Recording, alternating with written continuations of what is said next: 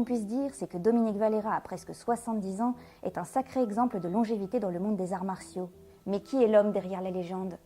C'est ce qu'on vous propose de découvrir avec ces confidences exceptionnelles et inédites à l'équipe de Karaté Bushido.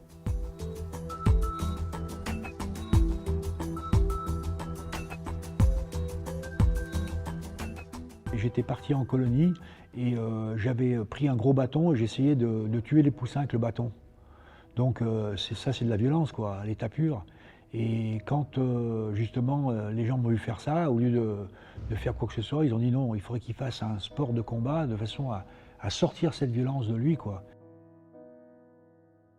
Ma petite mère ne voulait surtout pas que je fasse la boxe. Elle disait au curé, elle disait non, il est trop méchant, il va se battre tout le temps, etc. C'est pas bon. Et un jour, le curé est revenu, il s'appelait l'abbé Bois, et il lui a dit, Madame Valera, maintenant il existe un sport de combat. Ma petite mère, ah non, monsieur Lécoulé, pas des combats, pas des sports de combat. Il dit si, parce qu'ils ont des costumes blancs. Et donc ma mère a dit, ah, un costume blanc pour mon fils, ça c'est très bien. Donc le costume blanc, ben, il était plutôt rouge le week-end, parce qu'avec les bourre-pifs qu'on se mettait, voilà. Je suis né en 1947, juste après-guerre. Mes parents, réfugiés politiques espagnols, sont arrivés à Lyon. Et c'est à Lyon que je suis né, au bord du Rhône. Mes parents avaient construit une cabane contre un mur d'usine. Et le fameux hiver 54, j'avais 7 ans. Et on avait 1,10 m, 1,20 m d'eau dans la maison. Évidemment, de l'eau des égouts, etc. Et l'abbé Pierre, qui était en tournée à Lyon, nous a relogés dans un centre d'immigrés, au centre de Gerland, où j'ai commencé par le judo, puisque le karaté n'existait pas à cette époque-là. Oui, j'avais un modèle, c'est Marcel Cerdan, père, le boxeur. Et parce que j'avais 7 ans quand il est mort. Quand l'avion est tombé en 54, j'avais 7 ans. Donc pour moi, je disais toujours, je deviendrai champion du monde. Tu as 2 mains, donc une qui bloque, l'autre elle protège. Elle est là, elle ne protège pas, regarde. Là, c'est plutôt pour appeler l'hôpital. Allô, c'est l'habitude du portable. Là, c'est pas un portable que tu protèges. Regarde mon épaule et ma main.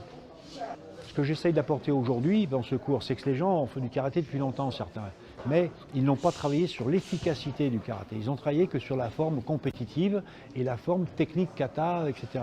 Mais quand on est attaqué à 2 h du matin ou 1 h du matin dans un métro ou dans un train, c'est pas du kata qu'il faut faire, sinon ça va être catastrophe. Il faut faire du vrai karaté.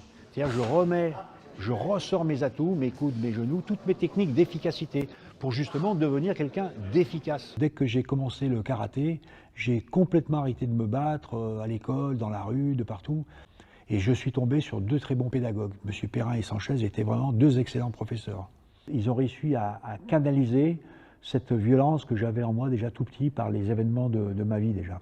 Je rentre là en janvier, le 5 janvier, je rentre dans ma 56e année de pied-point, plus 7 ans de judo avant. Donc, ce qui permet d'avoir j'ai eu une vie martiale, quoi. J'ai travaillé 4 ans dans une usine, et puis après, c'est le sport qui a pris le dessus. Donc, tout ce bonheur, il faut que je le redonne aux autres. Mon père travaillait, il faisait le goudron sur les routes, et donc il partait le matin à 6 h, il rentrait à 8 h du soir, et donc c'est pas tellement mon père qui s'occupait de nous, mais plutôt ma maman. Maman faisait 1,52 m pour 48 kg. On était 6, elle nous a tous dressés, c'était le général de brigade. Quand je suis rentré chez moi à 28 ans en disant « Maman, je suis champion du monde », elle m'a dit « C'est très bien mon fils, prends les balais, balaye la cuisine ». Et donc Valera, champion du monde, il a balayé la cuisine. Et maintenant je dis « Merci maman ». Regardez, 1, 2, je décolle et je tourne. Hop. Bien près tes jambes, décolle avec les muscles des cuisses, tu le décolles et tu tournes. Et tu tournes. Regarde, c'est pas un mouvement qu'on fait avec ça, c'est un mouvement qu'on fait avec le corps. Tout le corps doit travailler. Vraiment, les 3 vrais moteurs, c'est technique, vitesse, puissance. Mais bien souvent, vous inversez. Vous mettez puissance, vitesse et la technique en dernier. Alors, pour gérer mieux votre événement, là, des 3 choses, eh ben, il faut le cerveau. Donc, vous remettez les choses à plomb, technique, vitesse, puissance. C'est intéressant de voir tous les défauts qu'ont les êtres humains. Ils bloquent tous d'ici. Alors après ça, ils ne laissent pas parler leur corps. Il n'y a pas cette synchronisation. C'est tout du 1 et 2 et 3 et 4 au lieu de faire 1, 2, 3, 4, 5 ou 1, 2, 3, 4, 5. C'est ça qui est terrible. Oui, ma puce, qu'est-ce qu'il y a? Trop tard.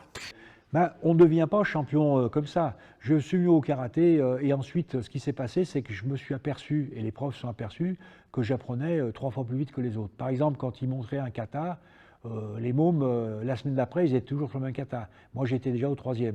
C'est-à-dire que le soir, déjà, je le répétais chez moi et tout, je l'avais déjà ingurgité. Je savais à quoi ça correspondait, je sais pas, c'était dans moi. Le prof posait des questions, oui, là, quel mouvement, tu te rappelles de celui-là? Oui, parfaitement, c'est ça, c'est une attaque comme ça, là, on bloque, là, on esquive, on fait ça. Et je crois que c'est un truc que j'avais en plus. Voilà, c'est comme ça. Parce que les profs, au départ, évidemment, c'était pas la pédagogie de maintenant, les profs nous disaient, si vous faites les méchants sur le tapis, si vous n'êtes pas gentil, on fait kata. Donc kata, pour nous, c'était punition. Et c'est pour ça que j'ai jamais développé le sens du kata. J'en ai fait même beaucoup, je connais tous mes katas, mais moi, c'était plutôt catastrophe. J'ai pas trop, voilà, kata, ça va un moment, mais après, bon, moi, taper dans le vide, etc., c'est pas trop ma tasse de thé. Voilà. Moi, j'aime bien du concret.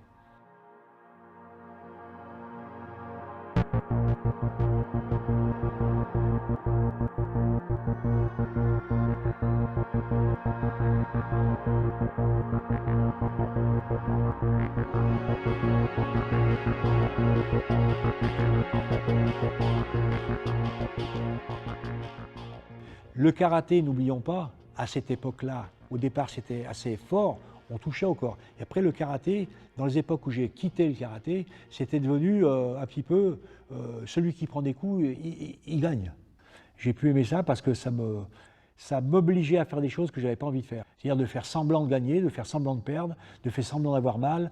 Beaucoup de gens trichaient. Et moi j'en avais marre de ces tricheurs.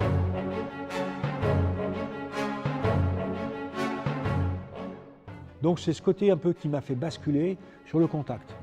Après j'ai dit bon, en contact, quand je perdrai, je saurai pourquoi. J'ai fait 701 combats, on se rappelle Long Beach. Tu te rends compte, c'est quand même grave quoi. Qu'on me rappelle toujours cet élément, oui mais qu'est-ce qui... Alors, tout le monde sait ce qui s'est passé. J'ai craqué, pourquoi? J'ai pas craqué pour rien, j'ai craqué parce qu'il y avait une cabale montée contre moi et la France. Donc je me suis rebellé. Alors, j'aurais jamais dû le faire, je l'ai fait, après j'assume. C'était en 75. Heureusement que moi, je suis passé à autre chose. Moi j'ai dit, il y a des arbitres qui ont fait une erreur, il y en a un qui a pris une tarte, etc. Bon, bah, ça va, qu'on va pas en faire un plat. 1, maintenant il y a bien ici. 2, 3. Le succès que j'ai un peu de partout, c'est que bien avant les autres, j'ai commencé à diversifier mon karaté. Le karaté de base, c'est mes fondamentaux, c'est ma base. Avec ça, moi, j'ai construit plusieurs étages dans mon immeuble.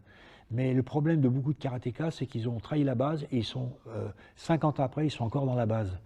Un jeune de 20 ans maintenant, ou de 15 ans qui a déjà son portable ou sa tablette, de faire Genbari Yakutsuki pendant 1h30, on le perd, c'est obligé. Au lieu de partir du bras avant, on va partir du bras arrière. Vous voyez, ça m'oblige déjà à pivoter. Pivoter, jambe avant. Ensuite, pivot, pivot, jambe arrière. On se déplace. Pam, pam, pam. Vous voyez, je démarre par le bras arrière pour m'obliger justement à travailler sur les rotations et non pas de faire. Vous voyez, j'ai pas bougé. On a oublié l'essence de notre karaté, c'est-à-dire l'efficacité. Les genoux, les coudes, on dit non, mais c'est la boxe. Non, c'est pas la boxe, c'est dans notre karaté. Mais seulement, on a privilégié quoi la compétition. Mais la compétition, c'est ça. Dans une vie comme ça, c'est ça. Alors est-ce qu'on leur fait travailler ça ou on les fait travailler sur une distance plus grande? Tu finis avec une jambe dans une longueur de bras. Quel intérêt? Tu finis avec une jambe dans une longueur de jambe. Mais si tu finis ici, je ne fais plus une jambe, je vais faire un genou, je vais faire un coude, je ne vais pas faire une jambe. Toujours s'adapter à la situation. La situation existe, je l'exploite.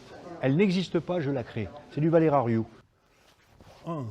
Ça, combat réel, ça, déjà regardez, ça pourrait être, boum, je passe mon bras, ma jambe. Maintenant là-dessus, tout l'équilibre sur celle-là.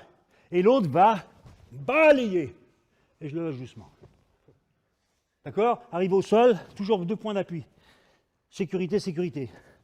Si vous lâchez ici, boum. Le king ou le king parce que je suis un gorille ou le king parce que c'est le roi, c'est des mots, ça, c'est des mots. Moi, c'est pas ça qui m'intéresse. Moi, ce qui m'intéresse, c'est arriver à redonner ce que j'ai en moi. Cette passion, je l'ai là-dedans d'ailleurs, vous voyez, je viens de finir l'entraînement, c'est dans moi, je ne sais pas comment l'expliquer. Et j'ai envie de redonner ça aux gamins.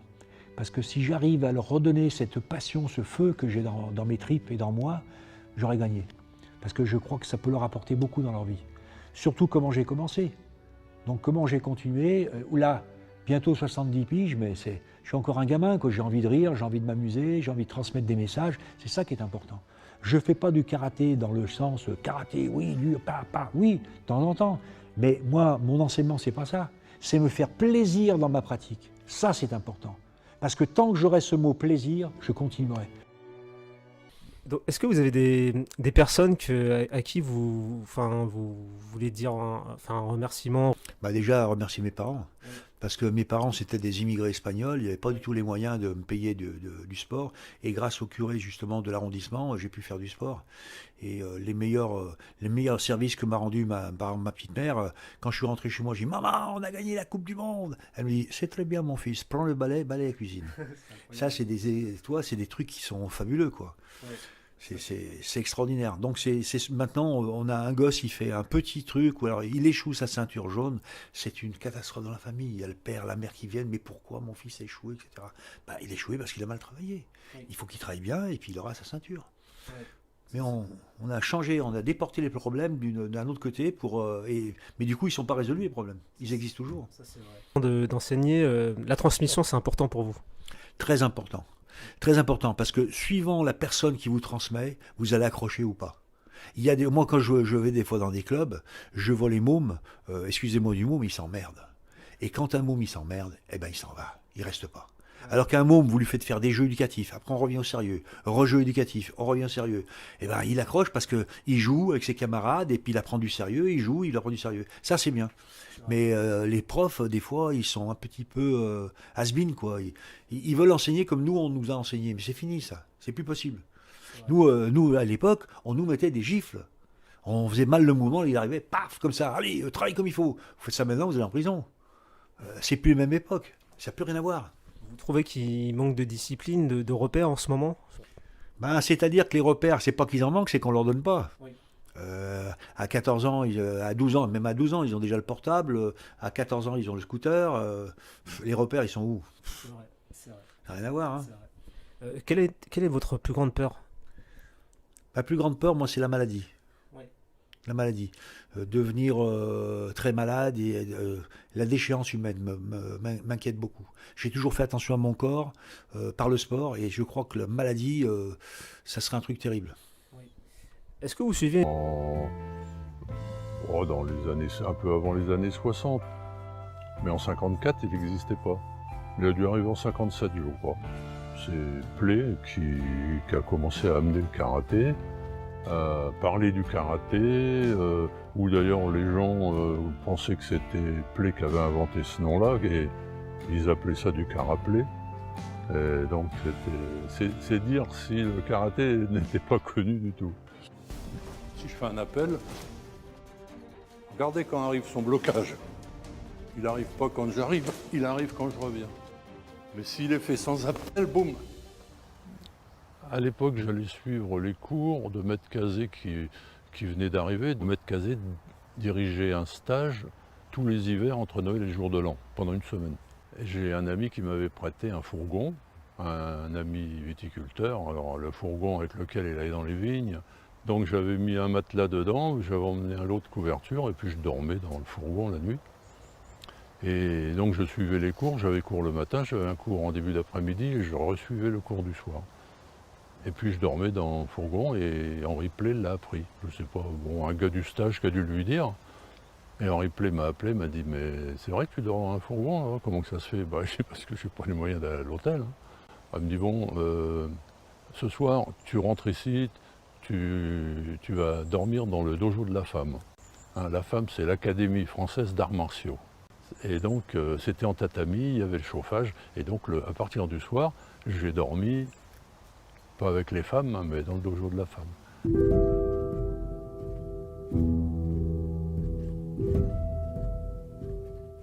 Le premier voyage que je fais au Japon, c'est pour participer au championnat du monde Shotokan. La compétition, c'était pas vraiment mon truc, mais lorsque Maître Cazé m'a demandé pour être dans l'équipe et aller au Japon, participer à ces championnats, je ne me voyais pas bien lui refuser. Au premier tour des championnats du monde Shotokan, on a rencontré l'équipe du Japon. On a eu un tirage au sort un peu spécial, enfin bon, c'est tout. Et disons que j'ai sauvé l'honneur en battant Ida, le capitaine de l'équipe japonaise. Mais on a quand même perdu par 4-1. À l'époque, j'étais vice-président de la Fédération française. Il fallait envoyer une équipe de taekwondo à Taipei pour les championnats du monde. Et donc le président, à l'époque Delcourt, me dit « Tiens, tu vas accompagner l'équipe à Taïwan, là-bas, à Taipei. » Oh, je dis « Non, moi je n'ai pas du tout envie d'aller d'accompagner les combattants, ça ne m'intéresse pas. » Je dis « Je veux bien y aller s'il y a une place pour combattre, à la limite, mais sinon, non. » Bah, il me dit « T'as jamais fait taekwondo ?» Bon, je dis « Non, c'est pas grave, les coups de poing, les coups de pied, hein, on va s'en sortir. » Bah, ça s'est passé bizarrement. Je n'ai pas été touché une seule fois, mais je perds mon combat avec des pénalités. Parce qu'évidemment, je faisais tout ce qu'il ne fallait pas faire. Moi, je travaille beaucoup le kizami, le travail point avant, à distance. Dès que ça bouge, hop, je rentre dedans en scène, no scène, en anticipation. C'est formellement interdit en taekwondo de mettre des coups de poing au visage. Alors à chaque fois, l'arbitre arrêtait le combat et je comprenais rien à ce qu'il me disait, mais je comprenais qu'il ne fallait pas le faire et que j'avais une pénalité. Mais bon, de toute façon, j'étais content quand même parce que ça shootait très très fort à ce championnat. Et j'ai vu beaucoup de types partir sur la civière avec les coups de pied circulaires dans la tête. Là, je voulais surtout pas en prendre un comme ça.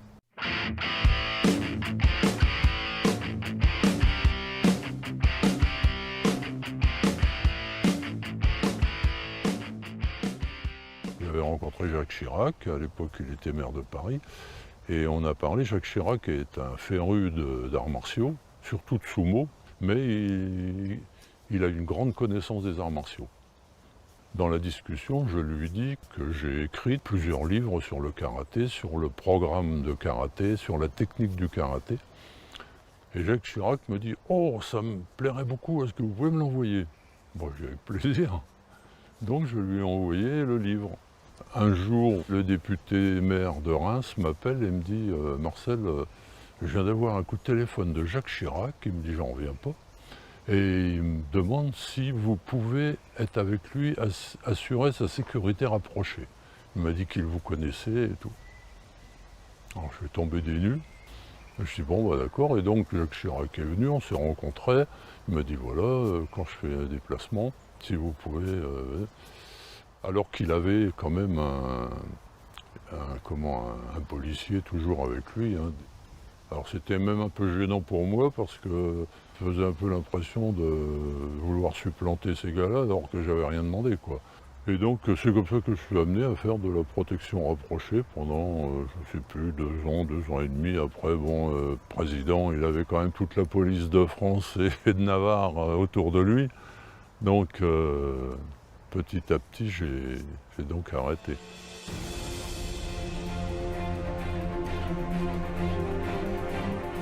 À une époque, on ne pouvait pas faire de cours de judo sans avoir fait les stages Kwatsu.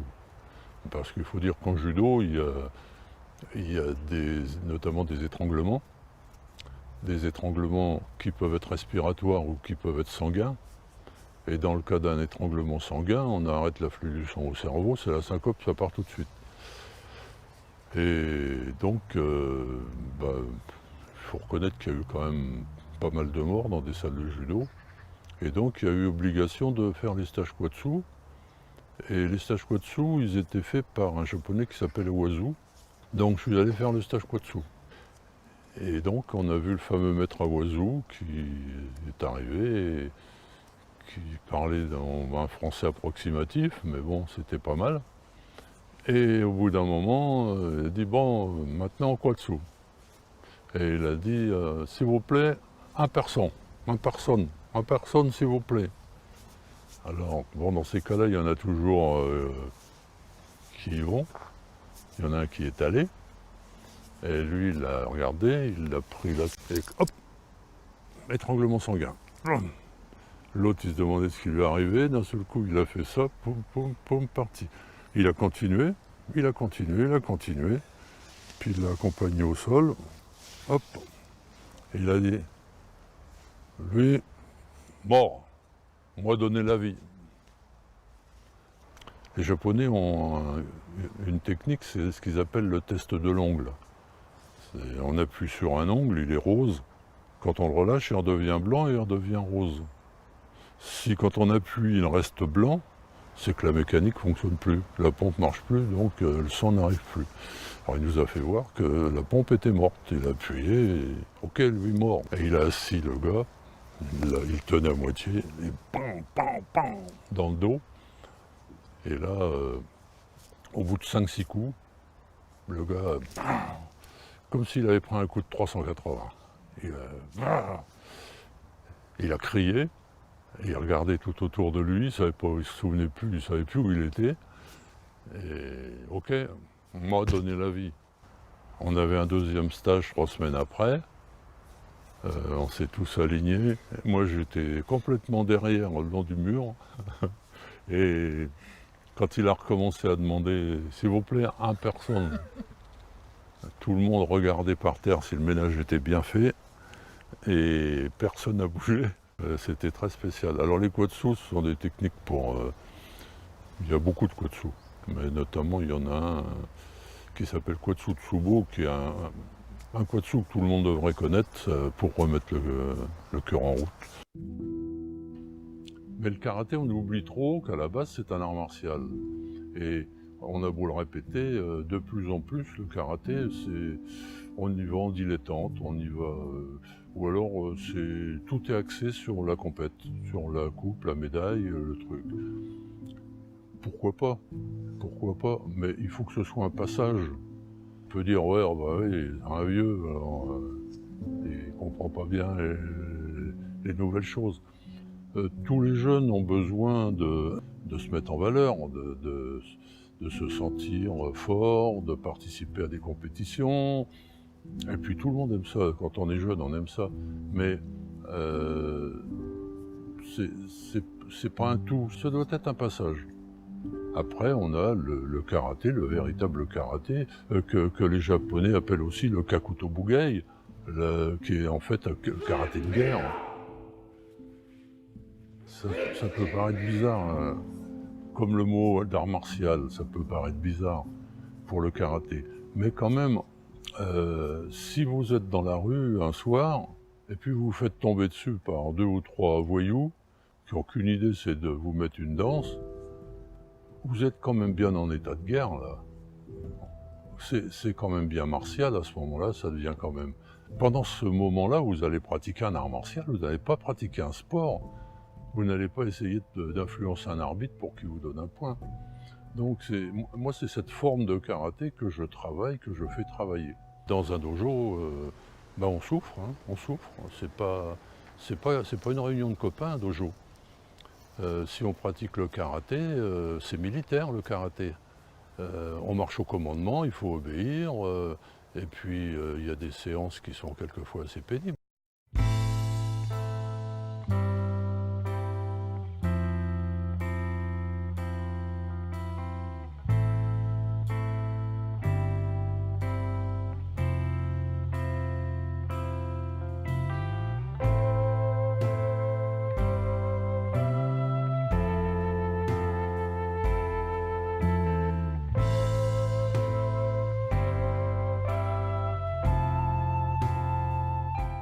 Alors, maître, un dernier conseil pour les pratiquants de karaté? Ils ont beaucoup de chance d'avoir bien choisi leur discipline, parce que c'est vrai que les arts martiaux, c'est pas... On va dire que c'est un peu un sport aussi, mais c'est quand même aussi un art de vivre. Et je leur conseille fortement de ne jamais abandonner. Moi j'ai 77 ans, je pratique toujours, je pratique la technique, je travaille avec mes élèves. Et puis je n'ai pas l'intention d'arrêter, donc je leur souhaite de tout cœur de faire pareil.